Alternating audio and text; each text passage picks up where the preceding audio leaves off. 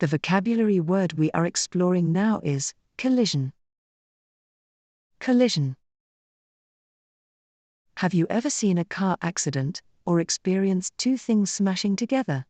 That's a collision. The word collision refers to the event when two things come together with force, usually resulting in damage. Let's explore its meaning, examples, and a short story to understand it better. Meaning of collision. A collision is an event where two things crash or come into forceful contact with each other, often leading to damage or injury. Examples. The collision between the two trains caused a major traffic delay. The collision of the boat with the rocks created a loud noise. A collision occurred when the cyclist lost control and crashed into the tree. Short story. The car swerved, trying to avoid the dog that ran across the street. Unfortunately, it collided with a nearby tree.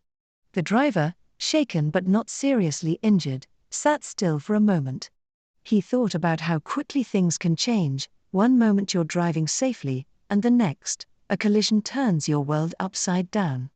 Emergency services arrived quickly, and the driver was taken to the hospital for a checkup. Though it was a frightening experience, he was thankful that the collision hadn't caused worse injuries.